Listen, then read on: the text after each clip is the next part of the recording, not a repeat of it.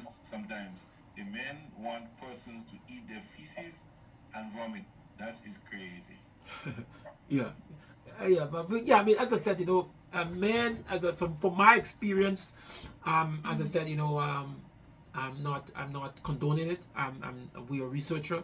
Our field of study, we look at we look at the predatory aspect of human trafficking. So we focus most of our research on the predatory aspect, not necessarily the victims. We not Yes, there are victims, okay, but people sort of maybe criticize us and say, hey, you're looking after the predators. Why can't you look after their victims? Okay, so what we believe from our experience is that, in my opinion, is that you cannot stop human trafficking by focusing on the victim. Just as how you cannot stop terrorism by focusing on the victims of terrorism, you cannot stop crime or gang violence by focusing on the victims of gang violence.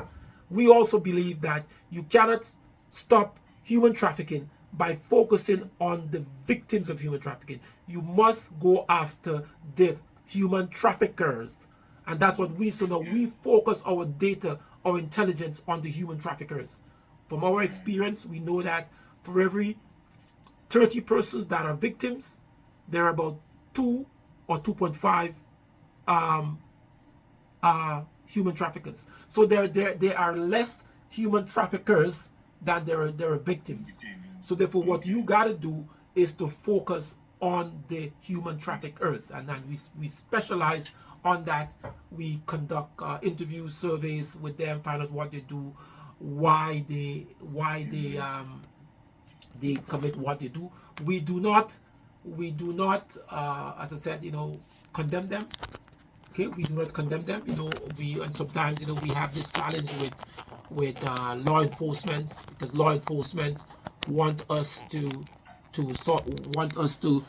give them their names. Okay, but based on confidentiality arrangement, and obviously we cannot do that.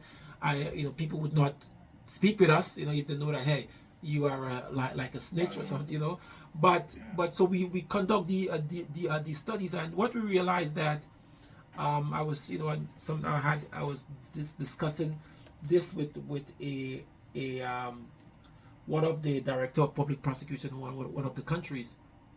And what we have found is that some of the traffickers are also victims.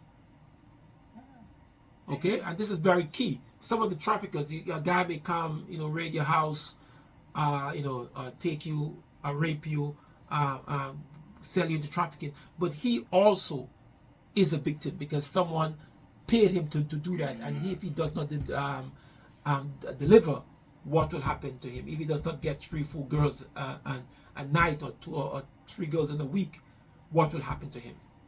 So you see, it's a cycle. It's a defined hierarchy. Okay, so from the top, the people who run the business do not know anyone who is at the bottom, etc. Tricia, yeah. Tricia was going to ask. Tricia?